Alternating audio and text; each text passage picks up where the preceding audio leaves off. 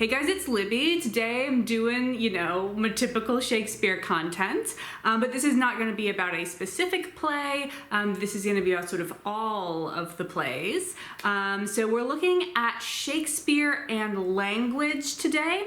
And when I say language, I mean like foreign languages, like the different tongues of humanity.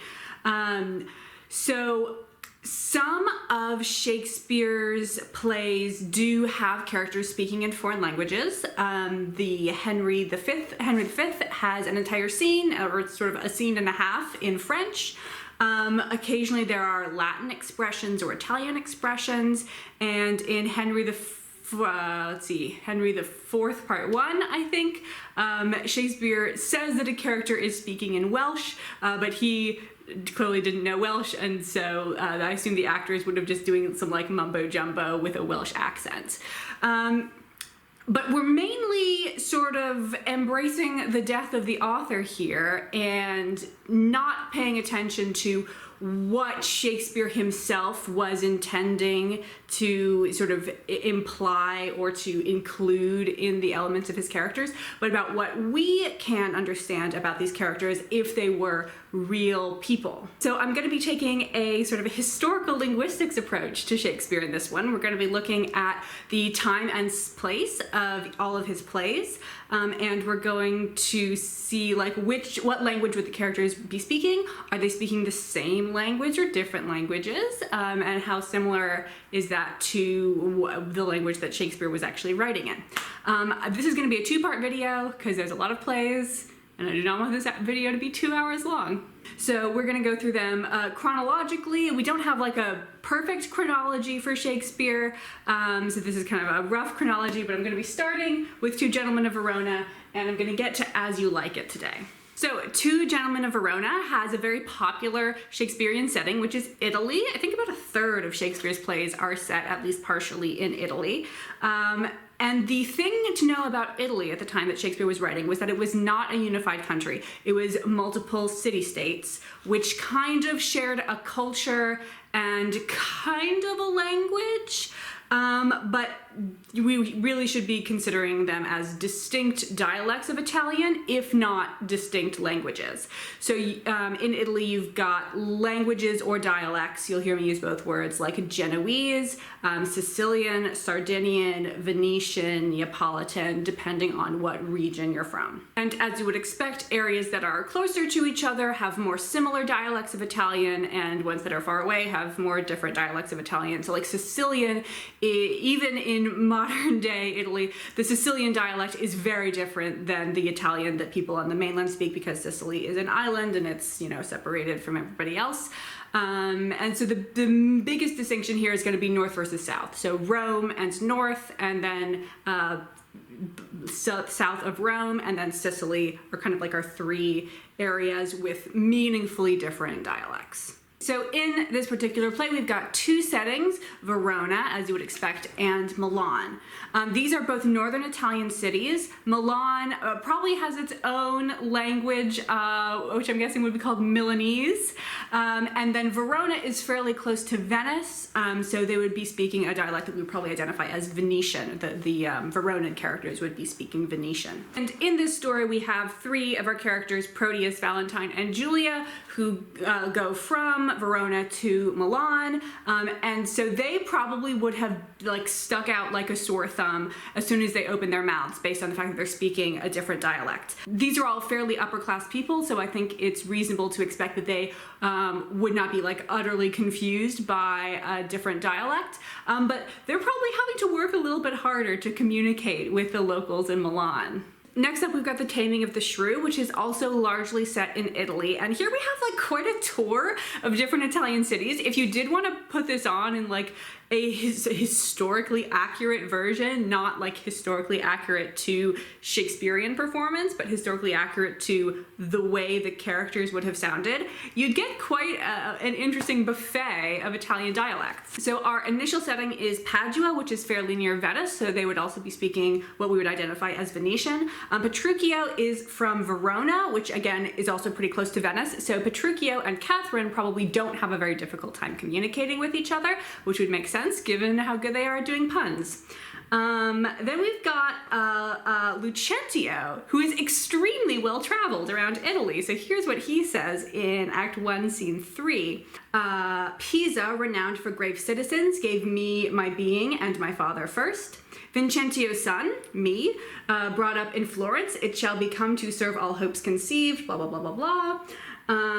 Tell me thy mind, for I have Pisa left, and am to Padua come, as he that leaves a shallow plash to plunge him in the deep, and with satiety seeks to quench his thirst.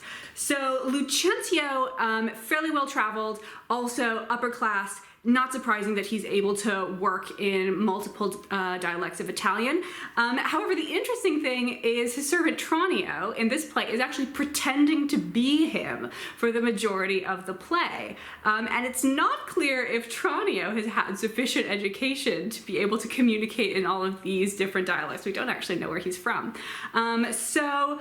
Yeah, that could be like an interesting dimension to the play if you had Tranio like having to try really hard to understand these different dialects, which he hasn't been brought up to understand, in addition to pretending to be fancier than he actually is. However, that is everything I've just said about this play so far is looking at the play without the sort of framing sequence. Which often gets cut in productions. So, I wanted to talk about the play from that perspective, but technically, the play that most of us think of as the Taming of the Shrew is a play within a play. So the framing scenes, if you haven't read them or haven't seen a production with them, are about a working class man, I think he's a tinker, named Christopher Sly, who comes to a tavern, falls asleep from drinking too much, and the other tavern patrons and employees decide that they are going to play a prank on him. So when he wakes up, they tell him that he had been asleep for many, many years. He's actually a gentleman, and they have these players who are going to perform a play for him, and the play that they perform is the Taming of the Shrew. And from the characters' names, they don't mention any specific places. I think we are to assume that the Christopher Sly scenes are in Shakespeare's England, which means that the text of this play is the text that the characters would actually be speaking. So if we wanted to do sort of the most accurate to the characters' lives, treating them as real people version of this play, we would actually use exactly this text, and we would not translate it into Italian. And now I'm going to take a look at the first tetralogy in its entirety. That's Henry VI, parts 1, 2, and 3, and Richard III. So the Henry VI plays are largely set in England, but have a quite high number of scenes set in France, featuring French characters. So by Henry VI's time, English had become the governing language of England.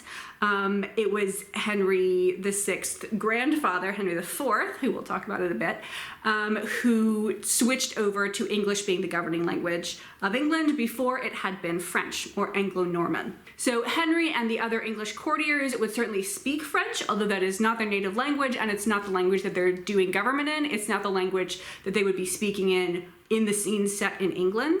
The French characters are obviously mainly speaking French, but I think it's less likely that they would know how to speak English. They can probably do a little bit, so they are able to communicate, but it hadn't been a historically prestige language. English hadn't been a historically prestige language in France the way French had been in England. The events of these plays do take place a little over 100, sort of 120 to 95 years before Shakespeare was writing, which is actually a very interesting time for English because we're in the middle of the Great Vowel Shift. So if you're not familiar with the Great Vowel Shift, if you've ever learned another European language, you've probably learned that their first three vowel sounds are A, A, E, whereas in English, our first three vowel sounds are A, E, I. So they sort of shifted over, and then we dropped the A and we sort of invented the new I. So in English, between the years around 1400 and 1700, you've got the process of the Great Vowel Shift, which is where we sort of shifted all of our vowel sounds sort of over one, if you can picture that, which is part of why English spelling is a hot mess. Vowel shifts are not a particularly unusual thing to happen in a language, but the reason it's tough with English is that English developed a writing system and then had its vowel shift. So we sort of figured out how to spell all these words, and then we changed the way that we pronounce them. So in languages where they develop a writing system after the vowel shift, the writing system can reflect the changes in pronunciation. But if you have a vowel shift once you've like established the spelling conventions, that's where it gets tricky. Greek is another language that has had a vowel shift post the invention of writing in that language.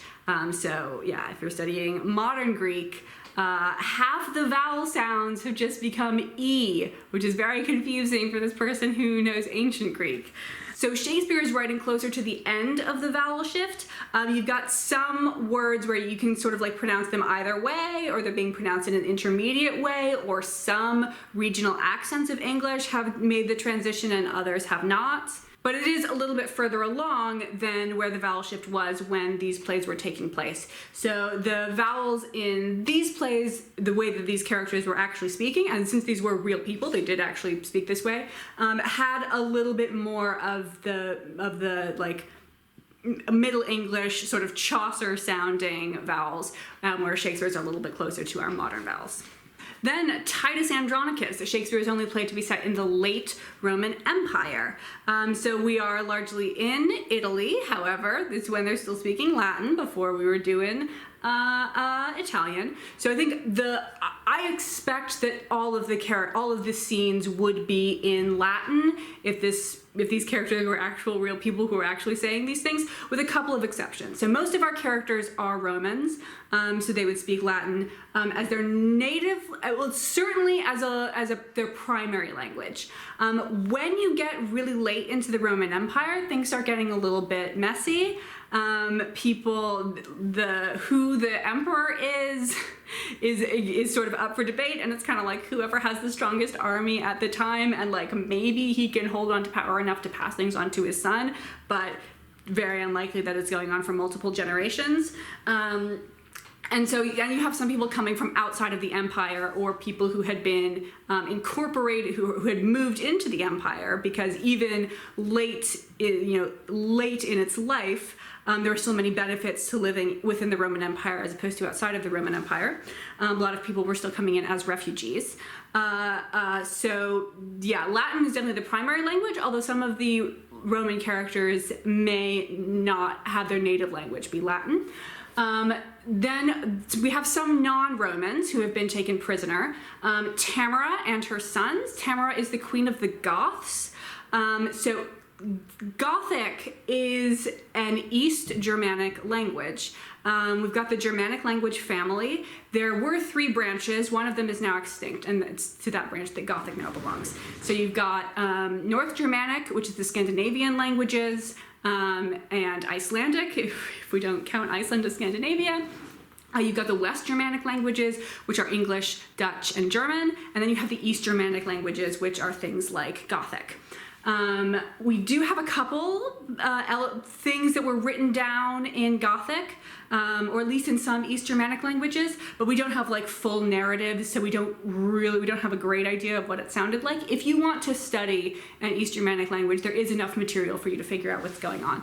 But so Tamara and her sons, their native language presumably is Gothic. However, I think it's perfectly reasonable to expect her to be able to speak Latin. She's the queen of the Goths. She has to interface with Rome a lot. She would know how to speak Latin, although her Latin may not be very good. Then we've got another character who is neither Gothic nor Italianate Roman. It's Aaron the Moor. Now, based on my reading of Othello, I don't think Shakespeare knew the difference between sub-Saharan West Africans and like over people on the Mediterranean.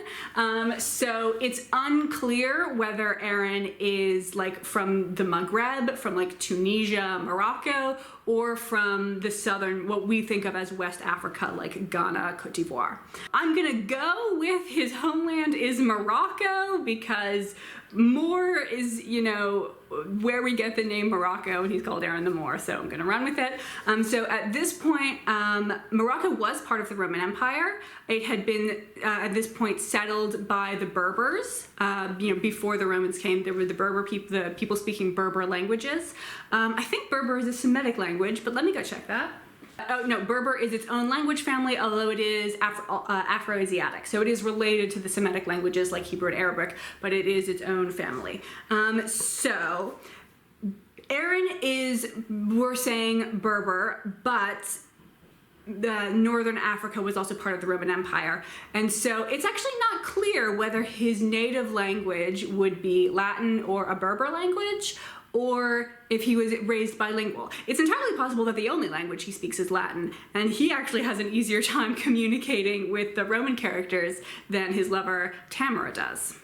Comedy of Errors. This one is freaking fascinating and is kind of the reason that I wanted to make this whole video. So we have our primary setting, or our only setting, of Ephesus, which is in sort of the Greek-speaking world. We don't have a setting, or we don't have a time for when this play takes place, which makes things kind of difficult. However, I think I can figure it out, or I can figure out the only time it would logically make sense for it to happen. So yeah, Ephesus is in modern day Turkey. I think we are meant to assume that this is before the invasion of the Turks, who were speaking a Turkic language. And so the main language of Ephesus is Greek. At least the western part of Turkey was culturally and linguistically Greek for much of its history. But we have two characters who are kind of lost, Dromio and Antipholus of Syracuse. Syracuse is in Sicily, so we're in the island sort of at the bottom of Italy. And so you would expect that they would be speaking Italian. And if they are speaking Italian, then like this whole play doesn't work, because the point is that people keep confusing the sets of twins for each other. And if they speak completely different languages, then that's kind of a dead giveaway. However, Sicily and the southern part of Italy had been conquered by Greece, where Greek was the indigenous language. It was the sort of official language. So it's entirely possible that actually both of them speak Greek as their native language. The Greek dialect was Koine, which is the language that the New Testament is written in. If you're studying Greek, you're either going to study Koine if it's like a New Testament focused class, or you're going to study Attic, the Attic dialect, which is the dialect of Athens. So it's the language of Plato and Xenophon. In the classical period in Greece, which is the 5th century BCE, you've got a bunch of different local dialects. Greece is not a unified country. It is a group of city-states which sometimes ally with each other and definitely share a religion and several cultural practices, but they're speaking distinctly different dialects of Greek. When, sort of post-Alexander, when the Greeks start thinking of themselves more as Greeks as opposed to Athenians or I literally can't think of another, Corinthians, there we go. Then the language became Koine, which is called common. So it's the dialect that everyone had in common, which is mainly Attic with all of the weird Attic features removed. So simplified Attic is basically what Koine is. So yeah, I think that that's the language that they're speaking in this play. Love's Labour's Lost is set in Navarre. And what makes it really tricky to sort out the languages here is that we don't know when this is taking place. So let's talk about the language of Navarre, which is very interesting. So the indigenous language of the Navarre, now it's like the Navarre region of Spain, but it has been its own country at various points in history, is Basque, which is a language isolate. It's completely different it's not related to any other living language or any other language that we have a record of, which means it has some real funky things like ergativity, which if you're a linguistics nerd, you can go drool over. on your own time. I don't understand ergativity well enough to be able to explain it to somebody else. It's definitely, I would say, the lower class characters like Jacquinetta and Moth, their native language and possibly their only language is Basque. The king, his native language may be Basque, the king and the other gentlemen with him. It's also possible that he's speaking Castellano, the Castilian dialect of Spanish, which has become the standard Spanish dialect. And we have a group of other characters, the Princess of France and her ladies and their gay best friend, Boyer. So their native language is French. Their native language would actually be Northern French, because they're from Paris, presumably. So the France has been, it obviously had like several different dialects, just like in Italy, but the two main groupings are the Languedoc in the south and the Languedoc in the north. So she would be speaking a Languedoc. Nope, had that backwards. Languedoc in the south, Languedoc in the north. She's speaking Languedoc. And I think it's probably more likely that the king speaks French than that it's certainly more likely that he speaks French than that she speaks Basque. It is possible that she knows Spanish, but French has like kind of been a prestige language in several countries for a lot of history, so I think it's more likely that he would have learned to speak French. He's also sort of the host, is the generous hostly thing to speak in your guest's language when you're talking to them. So it's possible that the scenes in here are in 3 different languages. When we've got the lower class people by themselves, they are speaking Basque. When you've got the king and his friends by themselves, they are speaking Spanish. Or Castellano, and then when you've got the French characters, they are speaking French. The really interesting question is, what language does Don Armado speak? Is his sort of home language Basque, or is it Castellano? Now we're going to take a look at all the plays of the second tetralogy together. So that's Richard II, Henry IV parts 1 and 2, and Henry V. As I mentioned when I was talking about the Henry VI plays, this is a really interesting transition in sort of the linguistic history of the British Isles, which I think Shakespeare completely fails to take advantage of. In Richard II, spoiler alert for actual history, Richard is usurped by his cousin Henry IV. And Henry IV is the first English monarch to govern in English and have English as a native language. Richard II's native language was French, and he governed in French. And again, we're calling it French. Some people also call it Anglo-Norman, so it's the Norman dialect of French that, since it had been spoken, there weren't super strong ties between the British Isles and Normandy at this point. The Anglo influence had changed the Norman dialects to be a slightly different language. So Shakespeare has all of the characters in Richard II just speaking English the whole time. I think it'd be really interesting to see a production of this where the first half is in French and the second half is in English. This is also even earlier in the vowel. Actually, no, this is right at the beginning of the vowel shift. Richard is dethroned in 1399. So the vowels are definitely sounding more like Chaucer.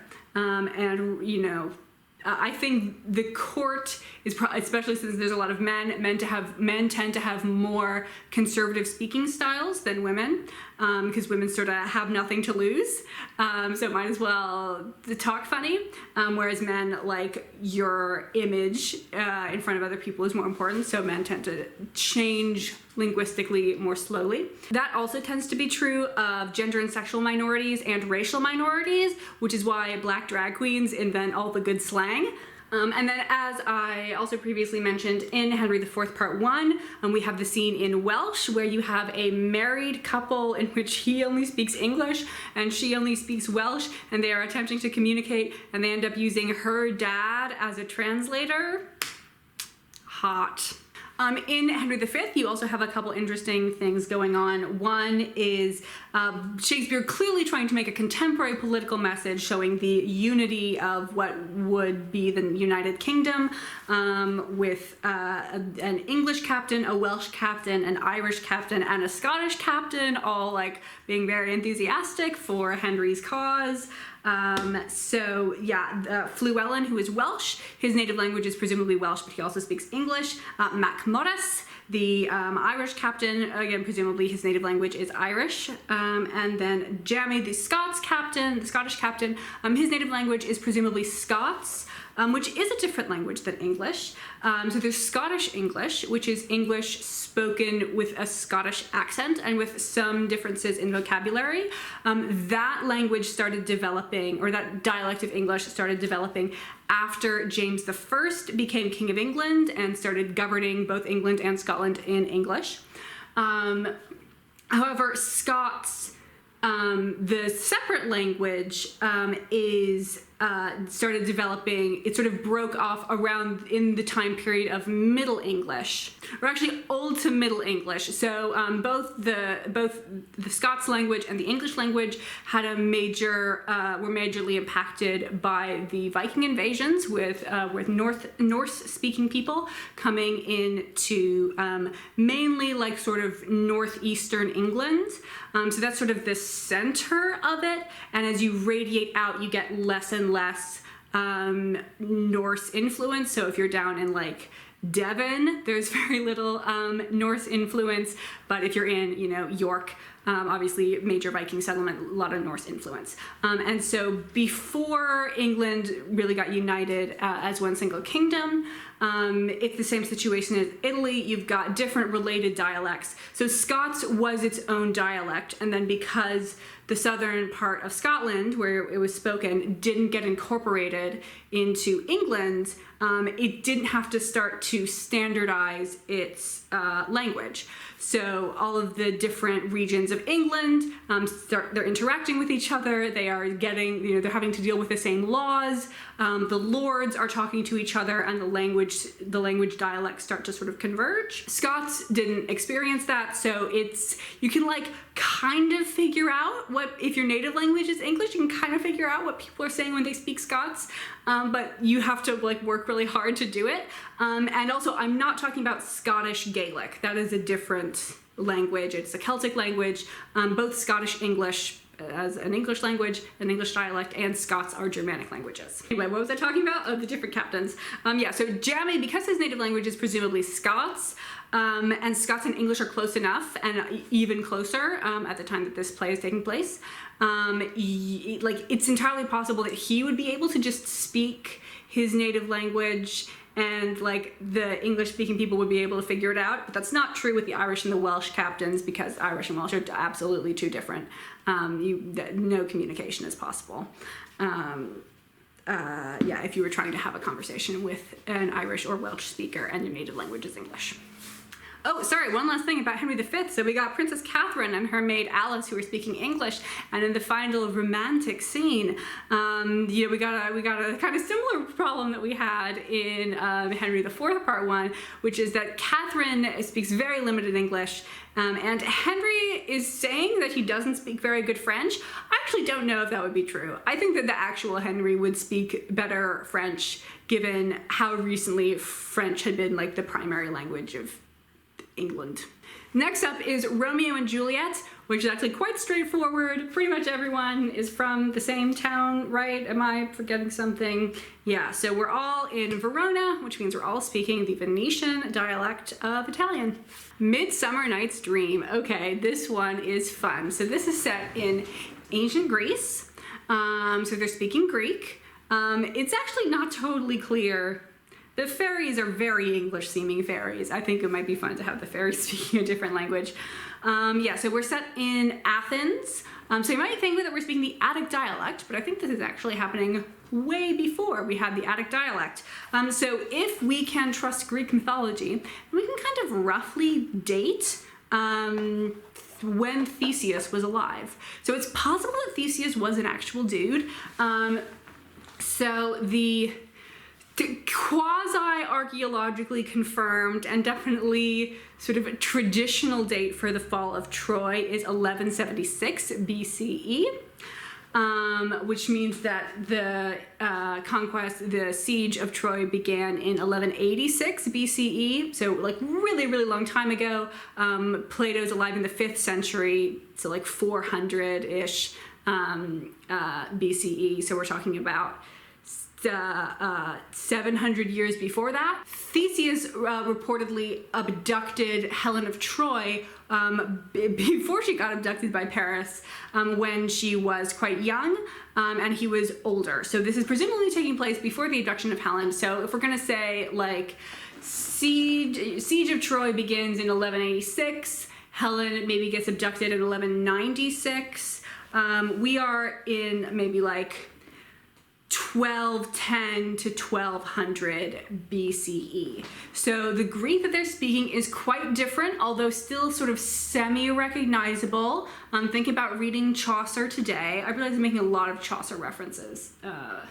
I'll leave a link to some Canterbury Tales with the original spelling so you can sort of see how different that would be. Yeah, so they did have a writing system. They were writing in Linear B.